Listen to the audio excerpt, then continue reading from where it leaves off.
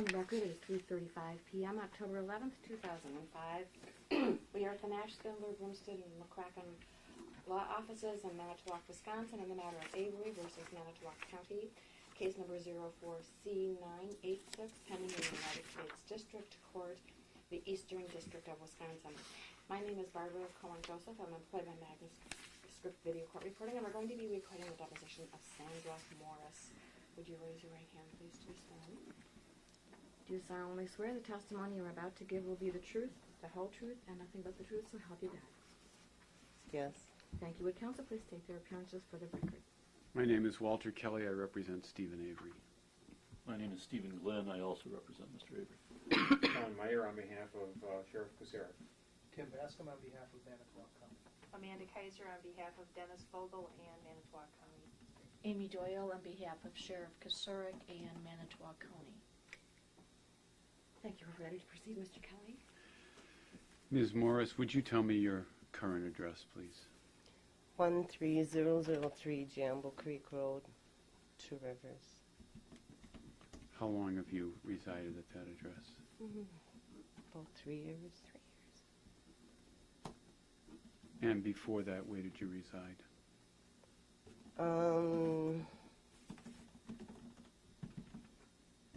Sanders. I don't remember the address.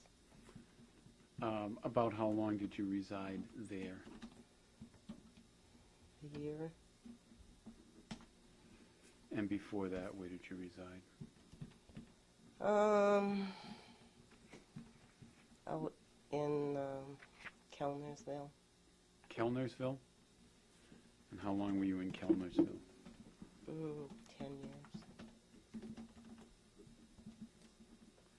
Where is Kellnersville? Relative to Manitowoc. It's right next to Mirabel. No, ma'am, only your mom can answer. Yeah, around Mirabel. It's out of Mirabel. Okay.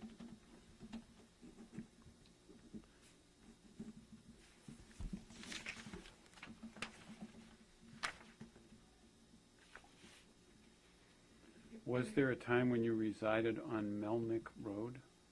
That was the next one. So that was before Kellnersville.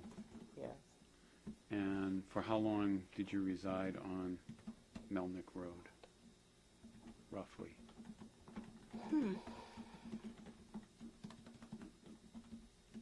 I'm not sure. 4 or 5 years.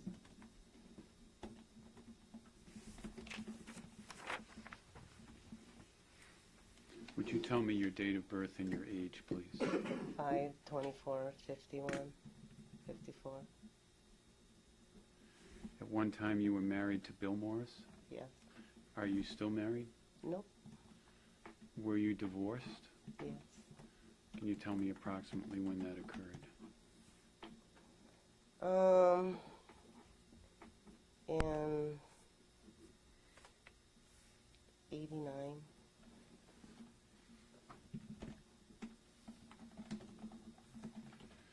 When you and Bill were married, he was employed in the Sheriff's Department? Yes. What was his position? He was a part-time deputy. Besides the Sheriff's Department, did he work anywhere else? I'm not sure. He had a lot of jobs.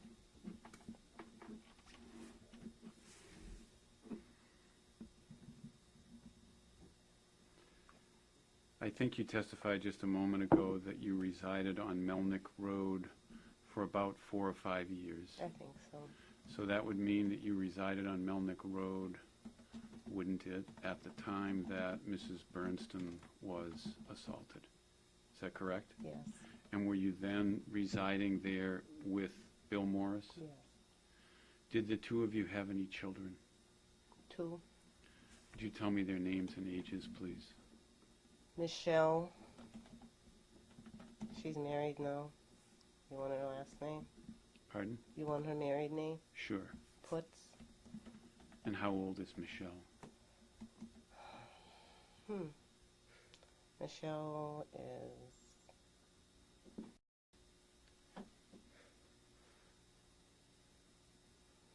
34. And the name of your other child? Crystal Morris. Repeat that, please. Crystal. Crystal. And how old is Crystal? Crystal's 25. And- She's married now, too. All She right. just got married. And is Crystal here with you today? Yes. Okay. Have you remarried since divorcing with Bill? No.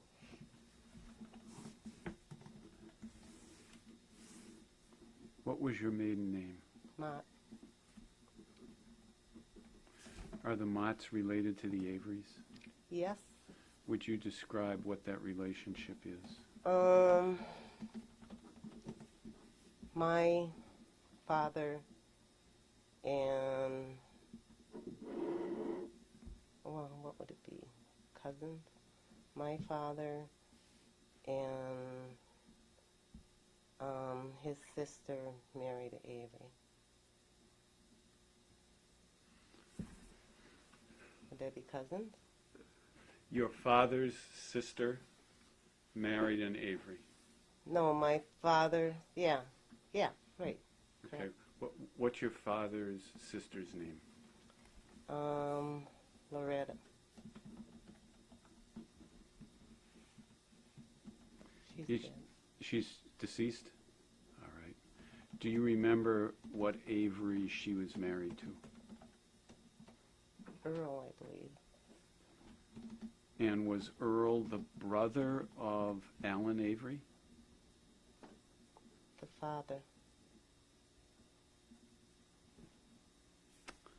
Okay. Are you also related as a cousin by marriage with Wayne and Ramona Marcel? Yes. And would you describe that relationship to us, please? What do you mean? How is that? How is it that you're cousins?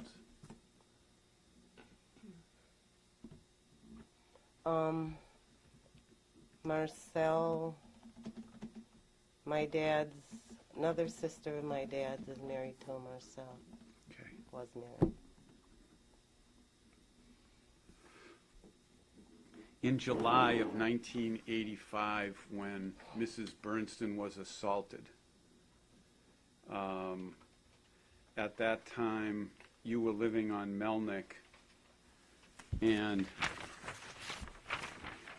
the Marcells and the Dvoraks were living nearby on Old County Y. Is that correct? Yes.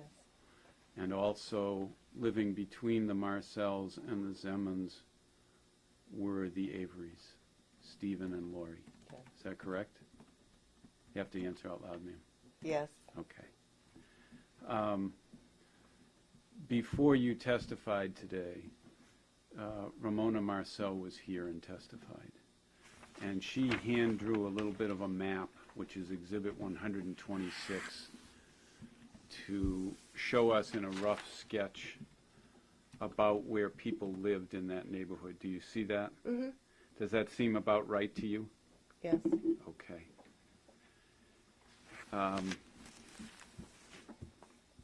Did you know the Zemans? Not really. Okay.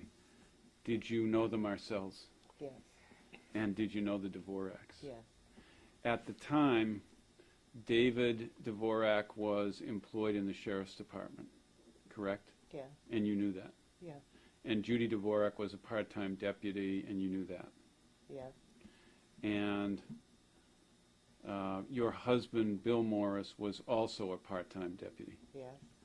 And you all were friends with the Marcells. Yes. So David and Judy Dvorak, Wayne and Ramona Marcel, and Bill Morris and you were all friends and neighbors. Yes. Okay. I'm speaking now of you personally at the time that Mrs. Bernston was assaulted in July of 1985. At that time, were you personally friendly with Steven Avery? No. In fact, you actively disliked him. Is that right? At that time? Yes. Okay.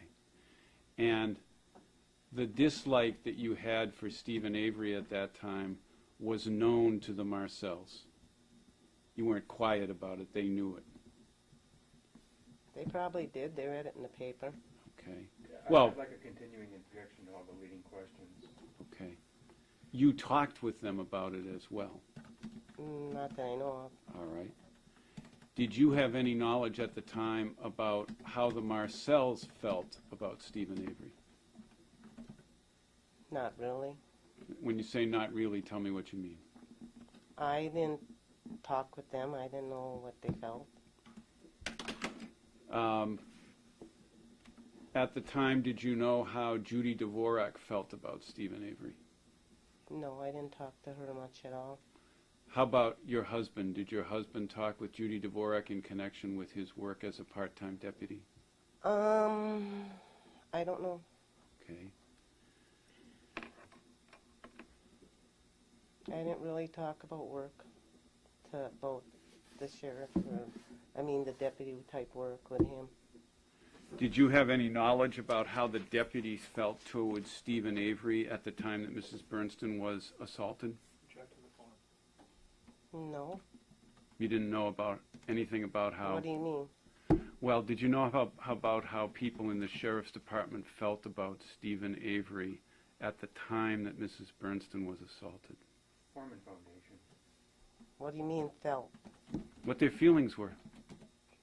Not really.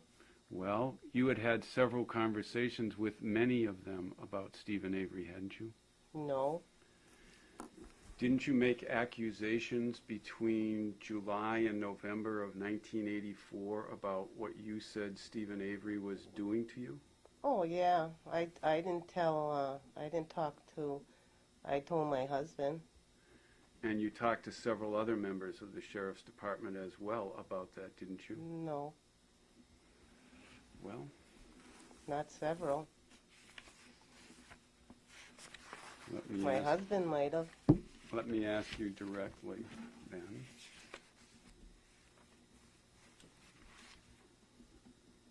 I wasn't really friendly as far as you mean like Judy Dvorak. Me and her never associated. Well, let me ask you this. Did you complain to a detective in the sheriff's department named Meisner about... One morning a detective... Ma'am, let me finish the question before you Okay. answer, okay? To a detective Meisner about what Steven Avery was doing to you. No, I don't know no Meisner. All right.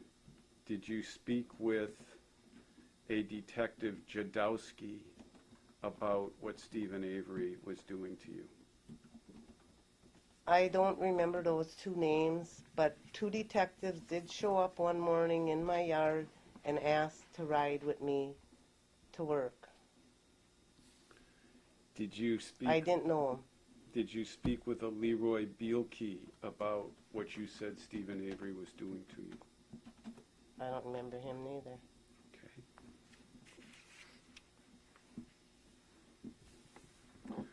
Was there a period of time in 1984 and 1985 where you were spending time in a nearby tavern and talking about Steven Avery? I might have.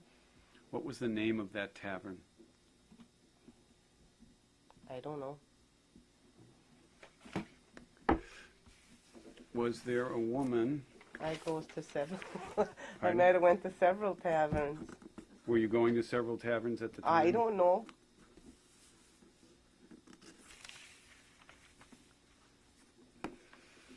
I don't remember talking about. I don't know what you mean. Did you talk to a woman named Marilee Stick in a tavern about what you said Steven Avery had been doing to you? Yeah, I think so. What'd you tell her? That's relation to me. Okay. Ms. Stick is related to you? Yes. How is she related to you? Her mother is a sister to my dad. What did you tell Ms. Stick about what Steven Avery was doing to you? I was just telling her what he did, And what was that? flashing himself in front of me. How was he doing that according to you? When I went to work in the morning, he'd Uh-huh. come out and He'd show his penis. He'd be playing with himself and show it. He'd walk right up to the edge of the road. And would he be naked? You have to answer out loud, ma'am. Yes, sometimes he was naked and sometimes he was naked from the waist down. What time of the day was it when you were on your way to work? I believe at that time I was on 10 hours and I was supposed to be at work at 6 o'clock. So I'd probably go past his house probably about maybe 20 after 5 In the morning. in the morning. And the time of year was in the fall? It was cold out. So he was naked in the street at 5:20 in the morning in the fall, Yes. playing with himself. Yes, and sometimes even on the way home from work. Have you ever before today made to any police officer the accusation that those things happened on the way home from work in the evening? I don't remember. Do you recall whether or not the accusations that you made in 1984 and 1985 were directed exclusively at the period of time between 5:15 and 6 o'clock in the morning? Repeat the question. Do you remember whether, when you made the accusations that you've told us about concerning Steven Avery to the police in 1984 and 1985, you said that all these events happened between about 5:15 and 6 o'clock in the morning? I believe I told him that when it happened when I was going to work. You did not tell them that it happened when you were coming home from work. It only happened maybe twice on the way home, and I don't remember if I told him or not. What time of the day did you come home from work? I got done at 4:30. I worked 6 to 4:30, and then I had to stop and pick up my child. And it probably 5:30 by then. And when you say stop and pick up your child, you mean that you went to your parents' home? Yeah, my mother was babysitting her at the time. And in fact, when you left in the mornings, what you would do is take your child to your parents' home, leave her Yes. there, and then go to work. Yes. And where were you working at the time? Fisher Hamilton. Okay. So is it your testimony that on 2 occasions in the fall of 1984, between 4:30 and 6 o'clock in the afternoon, Steven Avery appeared alongside the road, naked or semi-naked, playing with himself? Yes. In the evening. Once This or is- twice it happened in the evening too. And this, would you say that Old County Y was fairly well traveled between 4:30 and 6 No. in the evening? No. Very few cars on the road? Yes. Do you know whether or not anybody else ever saw him on those occasions? I think he only did it for me. He only was threatening me. He'd come out, like when I'd go past his house, he'd come out where he was like hiding, and then he'd come out. And you were traveling along Old County Y at what speed I'm talking about the morning now. What would be your ordinary speed on your way to your parents' home? Well, at that time, if it was slippery out, I'd maybe be doing 40. Okay. You know, the roads were slippery. And you had a child in the car with you, right? Yes. Okay. More often than not, you had a child in the car with you. Laying on the front seat sleeping. Okay. So how was Usually it? in the morning. In the evening, she probably was sitting on the seat. In your mind, how was it that Stephen would know you were coming rather than anybody else in a car, and so he'd be able to get out there and do these things to you? In my mind, I In don't your- know if he watched me, if he had glasses or whatever. I don't know. I don't know. He knew what time I was going by. He knew what time I got out of work. How did he know that in your mind? He must have. In my mind, he probably knew what hours I worked. Do you have a belief about what caused him to start doing this to you in the summer of 1984? Or No. the fall? No, You don't know what his motive may have been. no. Do you have a belief about what caused him to stop doing it to you?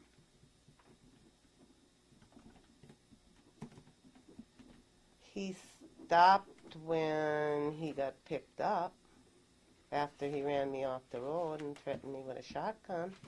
That's the only time he stopped. Well, let's back up from there for a minute. Is it your testimony that you did not ask the police for assistance in connection with what you are telling us Steven Avery was doing to you? I told my husband, and he probably told them to get help for me. And then they came to help you? Yeah, I think so. And were there occasions in which the police rode with you in your car in the morning Yes. in order to see if they could catch Steven Avery? Yes. On how many occasions did that happen? I only recall one, Do you know whether there was more than one? that they rode with me. Yep. I only believe one. Did they identify themselves? They did, but I don't remember their names. They might have been the names you mentioned. Did one or two of them ride in the car with you? One rode in the car with me, and I believe one followed. He stayed in the back and followed in his vehicle. And did anything happen on that occasion? No. Apart from the incident where Steve ran you off the road, was there any other instance in which the police, at your request, made an effort to catch him doing what you were telling the police you felt he was doing? I never asked for help How come? because my husband probably took care of it. Did he in fact take care of it? He didn't tell me about it, but I think he did How do you think he did that? because he had these detectives. I don't know if he asked for these detectives to ride with me in the morning and try to catch him. I believe he did. You'd have to ask him. Before the detectives rode with you on the occasion that they did you have a conversation with Steve Avery's father about what you are saying Steve Avery was doing? I might have. Do you That's a long time ago. I don't remember. Okay. You don't remember one way or the other whether you did that? I might have. I don't know. Do you remember anything about any such conversation with Alan Avery? I don't really remember.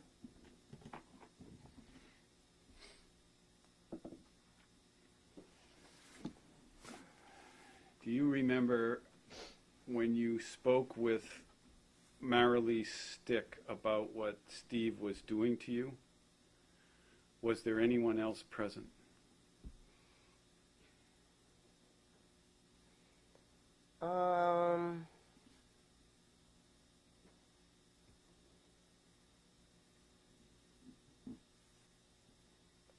I think she had Mr. Avery along with her that night.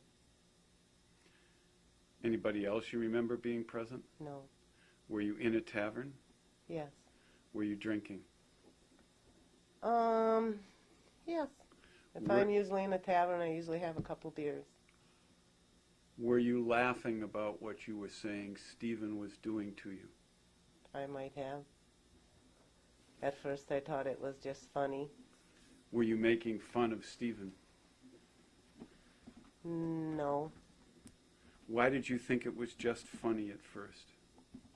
I just thought it was kind of funny for someone to be flashing himself that early in the morning and as cold as it was. But Did- then when he kept it up, I started getting afraid. Did you make any statements to anybody in the tavern about Stephen and his wife having sex out in the open in their yard so people could see No. them? Do you know of anybody else who made those statements about Stephen and his No. wife at that time? No. Do you remember the morning in January when you were forced off the road by Stephen? Yes. Tell me, as you leave your house on that journey, just tell us the story of how that happened in your best recollection. Well, I was going to work. I went past his house as always. And I didn't think nothing of it. He wasn't out that morning. There was some morning he was and some mornings he wasn't. So I didn't think nothing of it. So I was going to work past his house and down the road, and I got towards the end of the road. There's a hill, and all of a sudden I look in my rearview mirror and I see these headlights coming, and they're coming really fast. And I thought to myself, wow, that car's coming fast. You know, it's slippery out, because I'm a cautious driver in the winter. And so then all of a sudden, I figure, well, he's going to pass, you know, and all of a sudden he hit the back of my driver's, on the back of the car, on the driver's side. He hit it, and that made my car start doing this. And I'm sitting there trying to get it under control. Finally, I got it under control, and I pulled it over to the side, and I stopped, and I thought to myself, oh, now I have to go, and we got to exchange our insurance and stuff. So I get out of open my door and get out of my car. As I got out, he jumped out, Mr. Avery jumped out with a shotgun, and he pointed it in my head, and it was just like, I was just shocked. This was going through my mind. Is he going to shoot me? I'm fearing for my child on the front seat. Should I run? I don't know what I should do. What did you do? So then I grabbed the rifle, and he went like this, grabbed it right back away as we were standing out there. And he said, get into my car.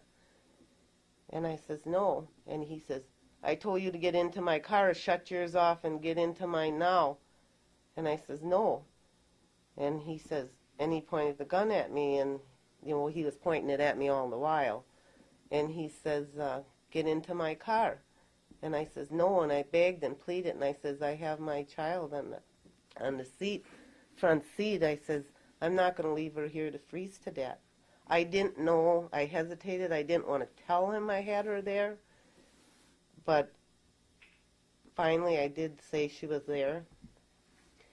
And I kept begging and pleading to let me go. I said, just leave me get my child to safety. I says, just leave me get her to my mother's house or wherever. And I says, I'll go with you and do whatever you want. I said, just please leave me get her safe. And then finally he kind of glanced in the front seat and saw her laying there. And then he nodded his head, yeah, yes, or whatever. Let me just stop you there for a moment and ask you, during the period of time that you were pleading with him to let you go and to not do what he was doing, did he make any statements that you recall about why he was upset with you? No. Did he say No. anything about you making statements about him to the No. cousins, about him appearing naked in the road, No. anything like that you No, recall? not that morning, no. At any time did No. he make those statements to you? Your testimony is he never said that to you. He never said that to me, no. At any time up until today, did you know that that was why he was angry with you on that morning? No. All right. I just thought it was part of his plan. What was his plan, did you think? I don't know what his plan was. When you're coming out naked in front of someone like that, and then all of a sudden you run someone off the road and have a gun to her head. And you have no idea why those things happened? No, I didn't know why he was doing that morning. And you still don't know why? You don't know what his motive was? No. Okay. So pick up the story then from where you So left then off. he finally nodded his head yes, and I got into my car, and I started driving away, and he followed behind me, and I just kept thinking, what am I going to do? What am I going to do? You know, I don't want to lead him to my parents. So then I thought, well, I was watching him, and as I got to the end of the road, I got to the stop sign. Then I turned to go to my parents' house, and I kept looking in my rearview mirror, and he was stopped there, and he didn't follow me. But I was still scared. I didn't know what he was going to do. So I got to my parents' house, and I just slammed the door open. I didn't even shut off my car, and I grabbed Crystal, and I run into the house, and I told my dad what he did, and he said, just call 911 and call 911 on him, you know, call the police on him. So I did. And that then led to an investigation where the police came out and talked to you, and then They had me ride with them to identify him, and I says, no, I don't even want to ride in a car. I'm so scared. And they says, well, you can ride in the car. You're safe in the car. He says, nothing will happen to you. He said, I need you to identify him and tell me where he lives and stuff. So I rode with him, and the officer went up to the door and knocked on the door, and I was watching, and I seen him come to the door, and he went, yawned like he just got up.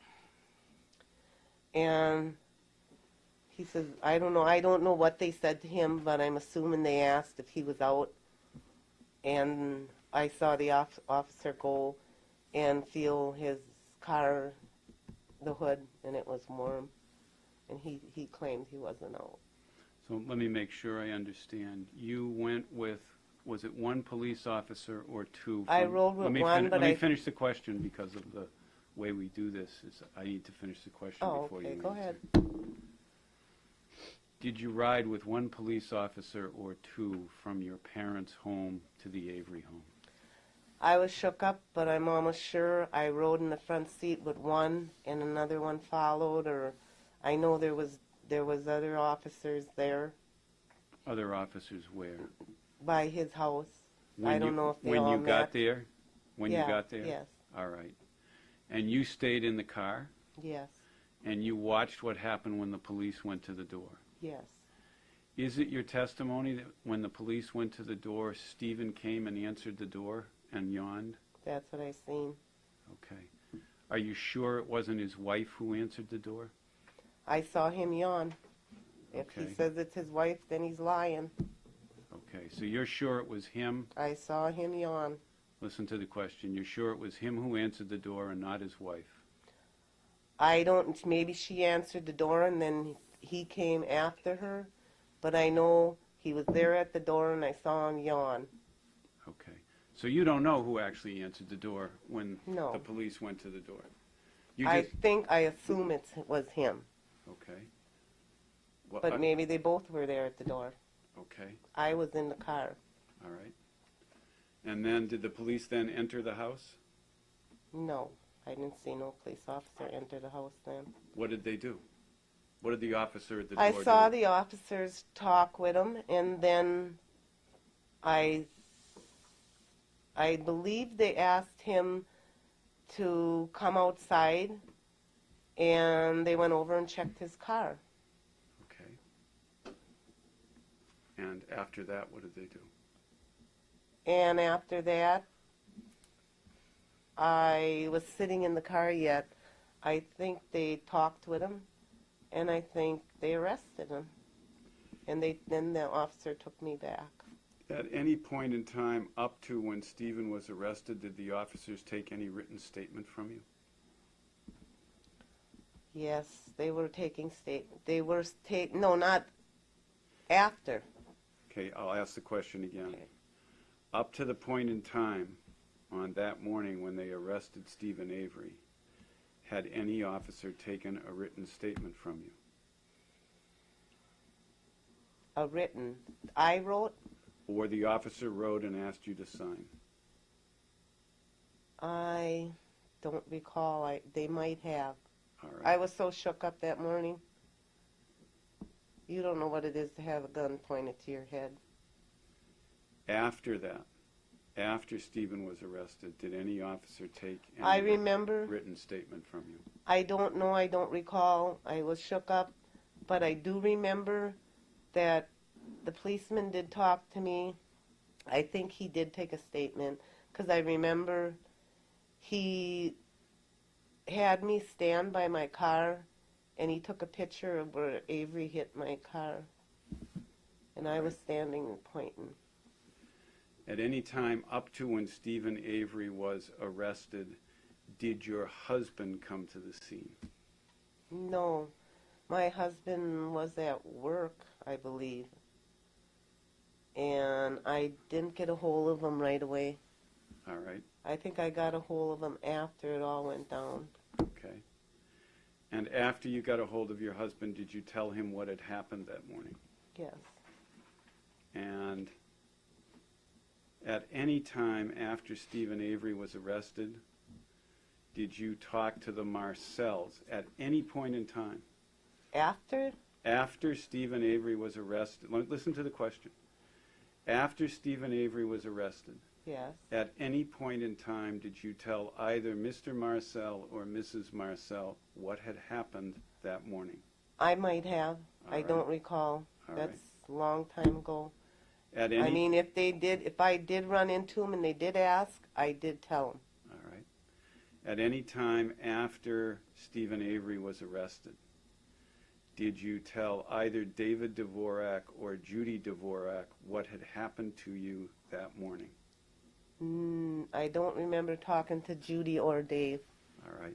When did you first describe to your husband what had happened to you that morning? I think after it all happened. I don't Sometime rem- that day? Well, yeah. That morning sometime after I got a hold of him, but I don't recall. All right. I know I told him. I know I got a hold of him after. Okay. I don't even recall where he was working.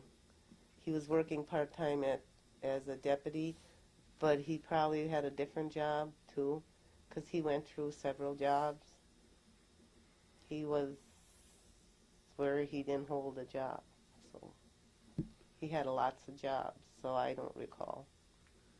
After you told your husband what had happened to you, did he ever come back from the sheriff's department and tell you what was going to happen in the sheriff's department about what Steven Avery had done to you? You ever No. come home and tell you what was going to go on No, with respect I to don't even think that he knew. All right. Why I do you- don't think they told him anything. Okay. After Steven Avery was arrested, did any of the officers work with you in taking statements and preparing the prosecution of the case? I don't recall. Do you recall whether you ever came in contact with a woman named Brenda Peterson to assist you as a victim witness coordinator? No. Was there anybody from the district attorney's office who talked to you about what happened in your case? I don't know. I don't recall. Did you ever talk to Dennis Vogel about what happened in your case? I might have. I don't recall. I don't recall. Okay. I mean, there's a lot of people that when they had me subpoenaed or whatever, and I had to go and whatever I had to do, I did, and I don't recall their names. All right. I'm sure I had to go and because I had to go in front of the judge and whatever, but I don't remember the names. Do you remember the occasion where you went before the judge? A little bit. I had to go and tell my story. Was it on the occasion when Steven Avery was sentenced for what he had done? To this other gal? No, No. to you. He was, yes, he was in the room. Yeah. And as part of the sentencing proceeding, you had to make a statement about what had happened to you. I had to tell my story in the courtroom.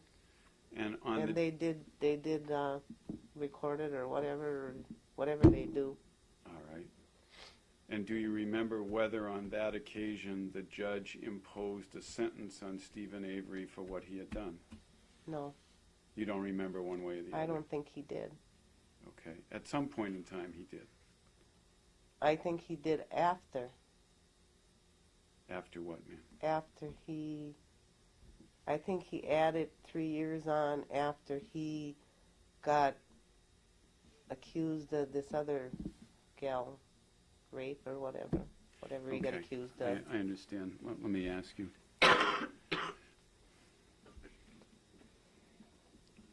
Your case was pending It was pending. He when... didn't get anything. Listen to my question. Let me finish my question. Your case was pending when Steven Avery was arrested for having allegedly assaulted Mrs. Bernston. Is that right? I believe so. Okay. And your case was not disposed of until Steven Avery was convicted of having assaulted Mrs. Bernston. Correct? I believe so. And then after he was sentenced for that crime, your case then came before the judge, and there was additional sentencing to the Bernston case. I believe so. All right. Here's my question. On the occasion when your case came before the judge, after the Bernston matter had been resolved, were you present?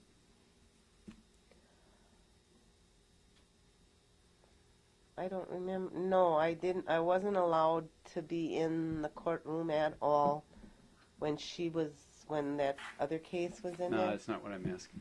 What I'm asking is, after Steven's sentenced in the Bernston case Yes. in March of 1986, okay? I'm not asking you about that occasion now. I don't know nothing. Okay. What I'm asking you is, later on, Steven was sentenced in your case. Hmm. Is that correct? I don't know. I believe he was sentenced the same time. I don't know. Okay. So you don't have any memory of being in court on a separate occasion when Steven Avery was sentenced in your case? After? Well after Mrs. Bernston's sentencing. No. You do not remember that? I did not go to court. All right. How did you come to understand that, in your belief, an additional 3 years was tacked on? It was in the news. And that's the only way you knew about it? Yes. Did anybody tell you beforehand that Steven was going to be sentenced and you could come to court? No. Okay.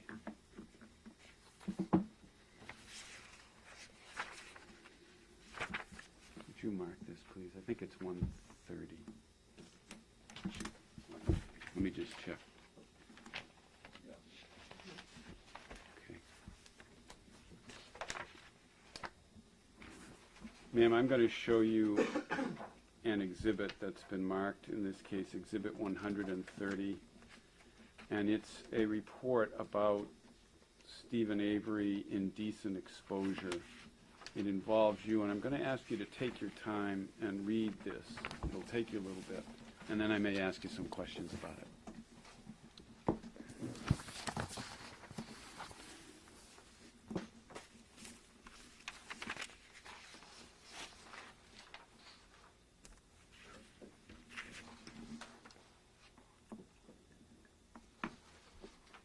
Should we go off the record when she reads it? Sure, we can do that. Off the record. Ms. And we're back in the record, excuse me, Mr. Chairman. Ms. Morris, have you had the opportunity to review Exhibit 130? Yes. If you'll note on the first page of the exhibit, at the bottom, you are listed with the letter W next to your name. Do you see that?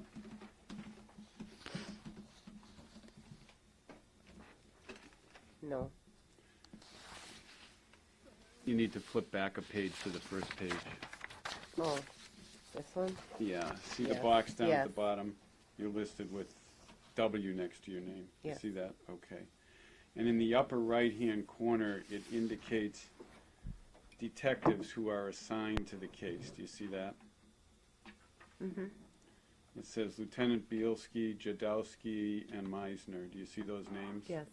Do you recognize those names? I don't remember. All right.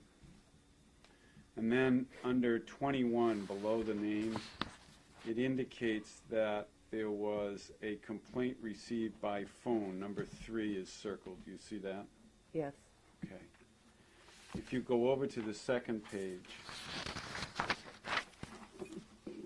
on the first entry, September 20th, 1984, subject called stating that they are having problems with Steven Avery in the neighborhood and so forth?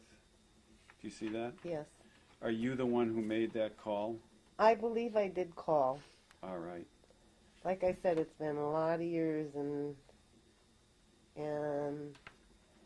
I don't recall all the stuff, but as I read some of this stuff, it did come back. Okay, well, I'm going to ask you specific things about what's in here, all right? It says that there's a sentence. It's the 1 to 3rd sentence in that first paragraph. He has been known to masturbate on the hood of the car as she is driving past. Do you see that? Yes. Did you tell that to the police? I didn't put it in that many words.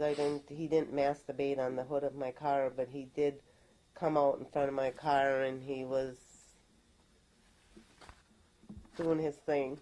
This is why you're driving 40 miles an hour by his house? He did run out towards the road. He was prepared. He had it all ready. Okay. It then says he has had sexual relations with his wife out on the lawn. That I have nothing. Let me just finish the question. While all the neighbors are home in the daytime and able to watch. That I didn't say at all. Okay. Do you have any explanation for why whoever is writing this might say that you said that? I don't know. Okay. Maybe my husband. Maybe my ex-husband. Well, this doesn't say anything about your husband. It says this is about you calling up. Objection argumentative. Yeah, and I'll join. The witness has already identified herself as the speaker here. I don't know if I did call all this. I didn't call this in. Well, didn't you just say earlier in your testimony that you had made this phone call? I made a phone call, but I didn't put all this in there. Okay. Then there's the statement he has field glasses on the house and he knows just when she will be driving past the residence.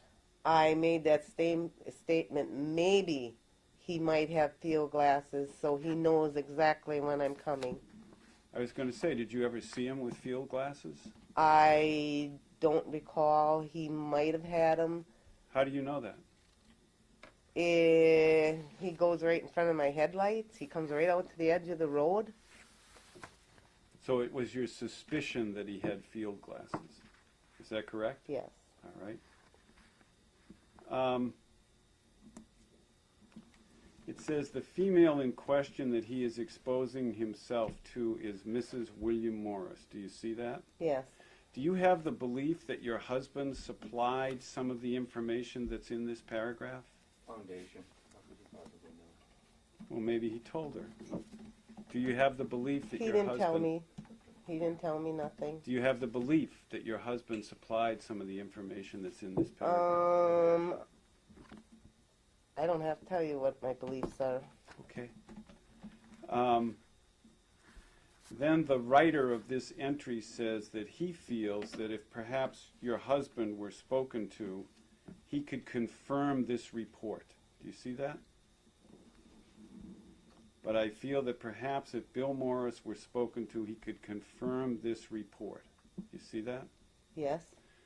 Wouldn't that indicate to you, as the reader of this document, that your husband is not the person who supplied this information? Object to the form of foundation. You may I'll answer. join. If you know. I don't know. All right. I don't know. Okay. Then it goes on to say your husband has hidden in the car at one time. No. Let me finish. In an attempt to catch him, I think referring to Steven Avery. Did your husband hide in the car one time in an effort to catch Steven Avery? I don't recall. All right. I don't know. Okay. And then He might have. Then the initials appear LJB. Do you see that? What is? And on the same date, the next line indicates follow-up by detective division required, and next to that is L.J. Bielke with initials. Do you see that? Yes. Did you speak to Lieutenant Bielke about this matter? I don't know. Okay. I don't recall. I don't know the detectives' names. I don't remember. Okay. Or whatever they are, detectives or policemen. I don't know. All right. if you go to the next paragraph, which is dated September 23rd, do you see that? Mm-hmm. In the Yes. lower right-hand corner on that page, it indicates that there's a detective who supplied the information that's in that paragraph. Do you see that down the lower right-hand corner?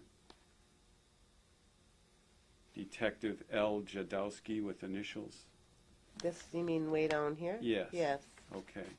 Do you remember talking to Detective Jadowski on the 23rd of September about what's in this paragraph? I don't recall. That was many years ago. I don't know the dates. Do you have any belief about whether or not information which is in this second full paragraph on the second page of Exhibit 130 was supplied by your husband rather than by you? I don't think so. You don't think so? No. Okay. Right near the bottom of the page, it says in that paragraph, in this sentence, a statement form was left with Mrs. Morris that if this incident occurs, that we would like a statement from her regarding the past incidents. Do you see that statement there? Yes. Did you, in fact, ever give them a statement about the past incidents? I believe I would. I don't know. I don't recall. Okay, that's fine if you don't recall. Then it says, complaint is still under investigation awaiting assignment from Captain Bells for an officer to ride with Mrs. Morris at the time she goes past the Avery residence. Do you see that? You have to answer out loud. Yes. Okay, go to the next page.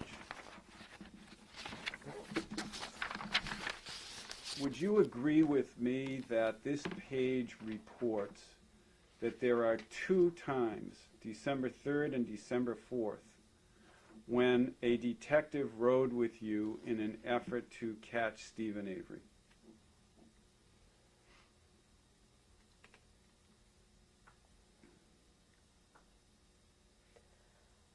I remember one. I don't remember the next. There Okay. might have been. All right. I know I can remember. I mean, I try to put this out of my mind, but I can remember once. Could have been twice. Okay. As you sit here today in view of having read this document, Exhibit 130, do you have any belief of any kind about what you think motivated Steven Avery to do what you were accusing him in this document of having done? Nope. Okay.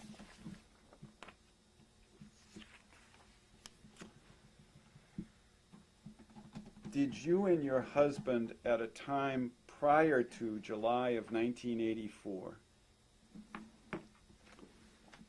give your van to Steven Avery to do work on it?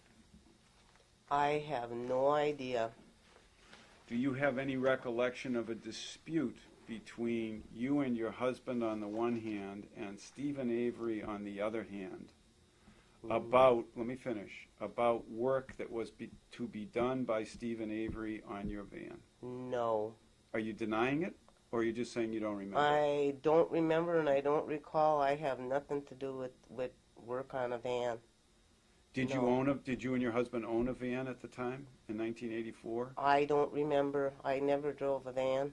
Okay. Did your husband? He might have. I don't know. All right. But he usually worked on his own vehicles. We didn't have a lot of money. Okay. At the time that you made the statements that you made to the detectives that are included in Exhibit 130, had you had any conversations with Ramona Marcel about the fact that Stevie Avery had broken into the Marcel's trailer in Marinette County? No. Did you know that at the time that you gave the statement to these detectives? No. You had no knowledge of a dispute between the No. Marcels and Steve Avery? I don't recall. Well, those are 2 different things. Do you either not recall, or are you saying you recall and that never happened? I'm not saying it never happened, but I don't recall. You just don't recall one way or the other. I would say no. You would say it did not happen. No, I don't know. Okay. Do you know a Scott Willicat? Yes, Who is he to you? Scott Willicat. Is he a friend of yours? He's a friend of my husband. Okay. No, I mean my boyfriend I have now. Okay. How long has he been a Do friend? you think we got the same Scott?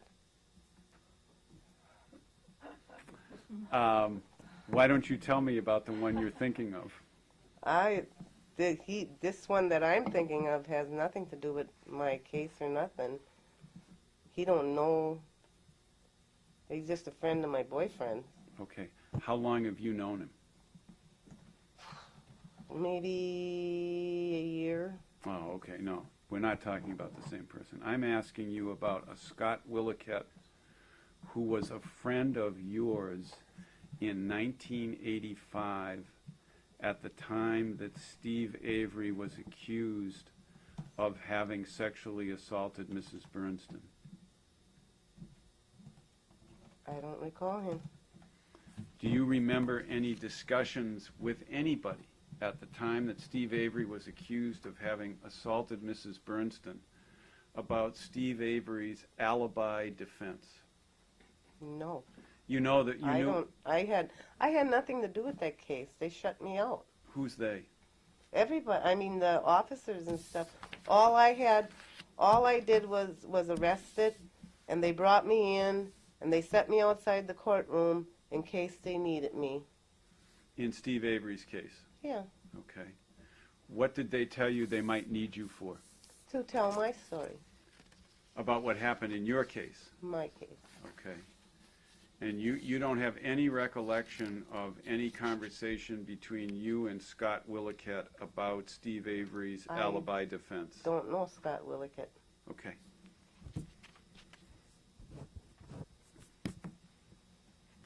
If you go back to Exhibit 130, the third page.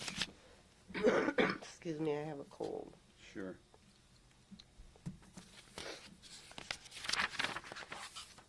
One, two, three. The last entry is dated January 3, 1985. Do you see that? Yes. And that refers to when you were run off the road, right?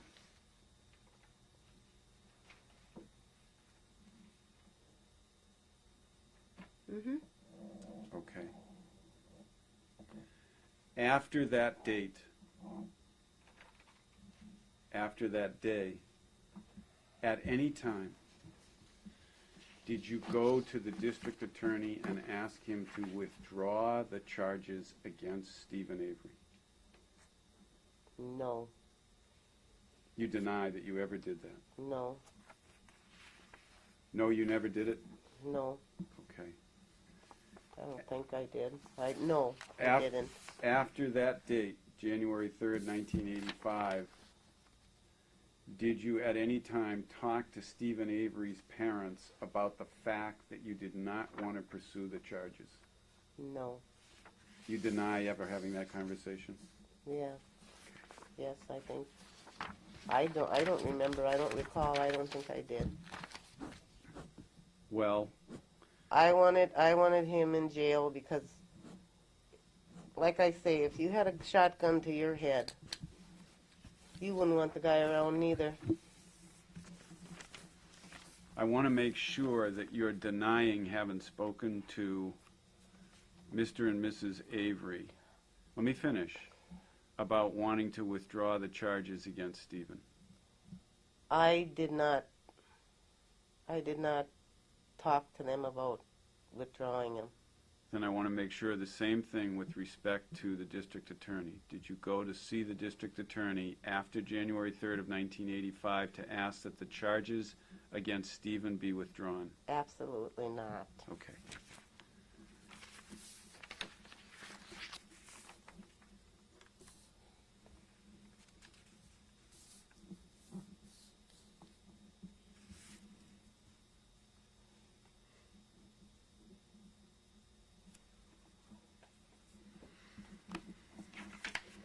just mark this as 131.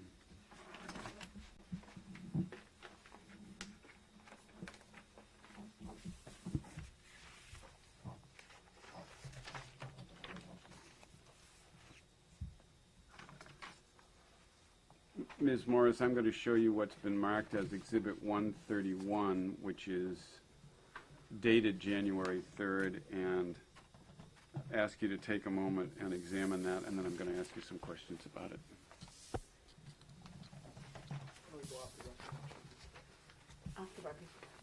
We're back in the record. Have you had the opportunity to examine Exhibit 131? Yes, Do you recognize it? yes. Whose writing is it? According to this, it's this officer's writing. Okay. And what is it to your understanding? It is my report of what happened to me that morning. Okay. And you recognize it to be that. That's the statement that you gave to the police about what happened to you that morning. I believe so. Okay. Sounds like it. Is Bill Morris still working in the sheriff's department, to your knowledge? No. Where is he and what's he doing? He's remarried and he lives in Texas. All right. How long has he been gone from Wisconsin? I have no idea.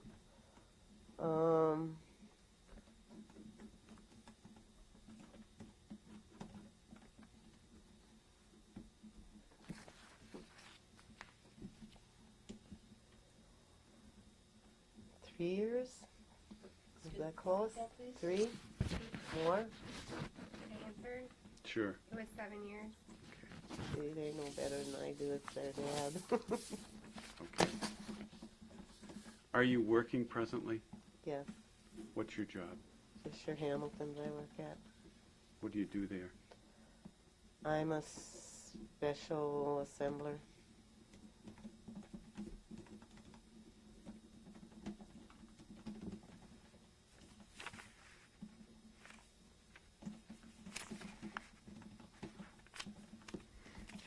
Let's mark that as 132.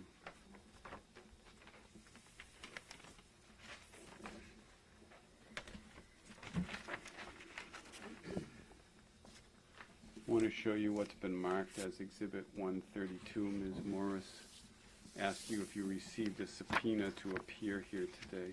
Yes.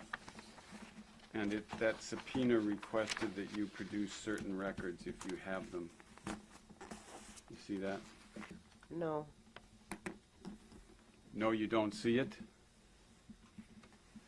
Or no, you don't have the records, or both? I didn't see it, that I had to bring any records. Okay. Would you, do you see it now as you're looking at the exhibit? You are commanded, produce, and permit. Yes. So it asks you whether you've got any records or photographs or documents about Steven Avery or Gregory Allen, or I have none. you have none, okay. No.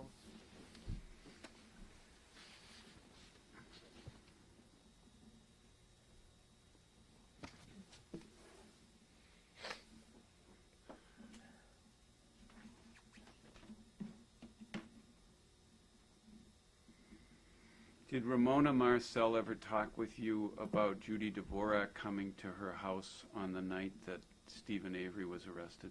No. Did your husband ever talk to you about Steven Avery being arrested for the assault of Mrs. Bernston? No. I don't think he was working there then. He left the sheriff's department by the time... I don't know. I don't remember. I'm not sure. Well, remember that your incident occurred in January of 1985. 5. And Mrs. Bernston was assaulted on July 29th of 1985 while your case was pending. Oh, he was probably still there then.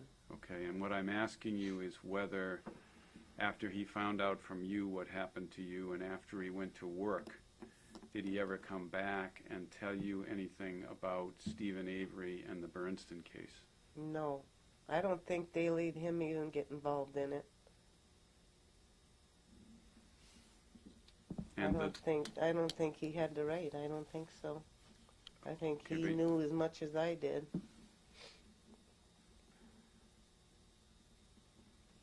but your testimony is you don't remember him coming back and talking to you about that.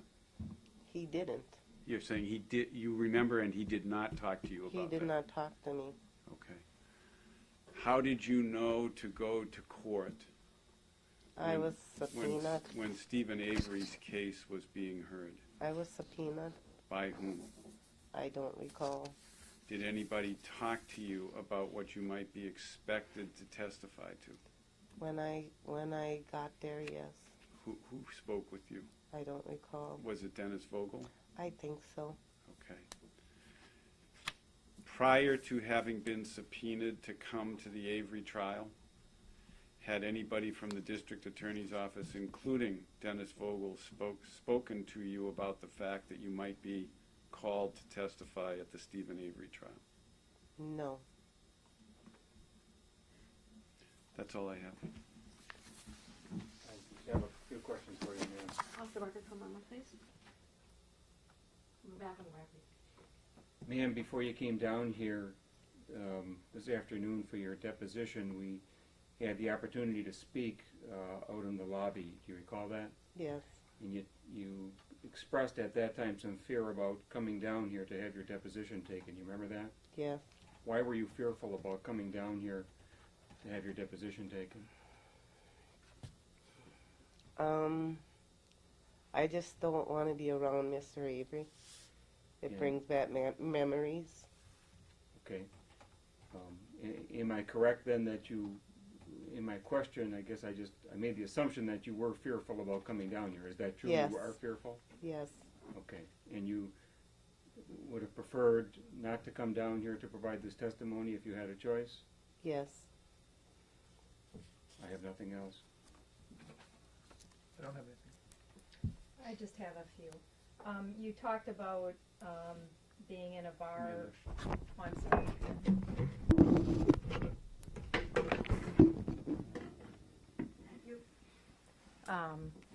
With Marilee Stick, is it? Is she your cousin? Yes.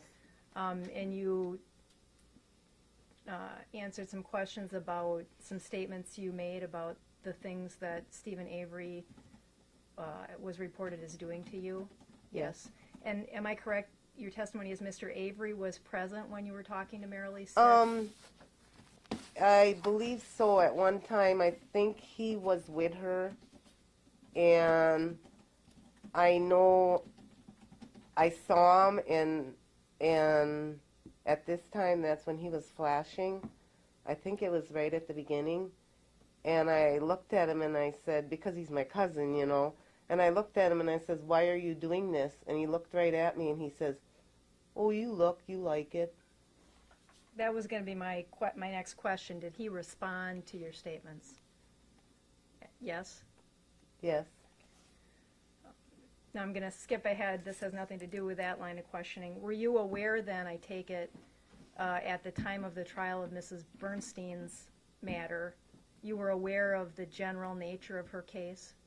Yeah. And am I understanding it correctly that you were subpoenaed to be available at her trial in Yes. case you were needed? Yes.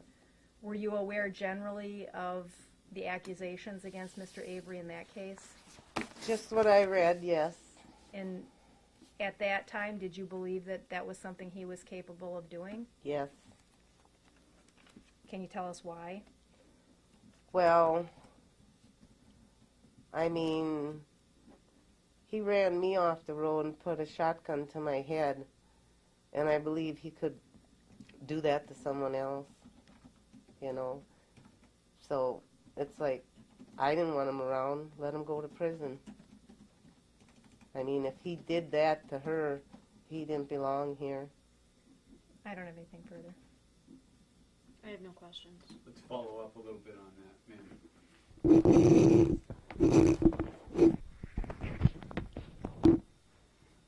We now know he didn't do that to her, right? Yes. Okay. You still wanted him to go to prison, didn't you? No. Only to serve my time. Right. You wanted him to go to prison to serve your time. Whatever whatever they were going to give him. If someone put a gun to your head, what would you want? You told me upstairs that you wanted to know whether or not Steven Avery had Because gone I to, let me feel- finish, had gone to prison to serve time, and you thought he should have because of what he did to you. Yes. That's all. We're done. If we don't any further, the deposition is concluded at 4:54 p.m. off the record.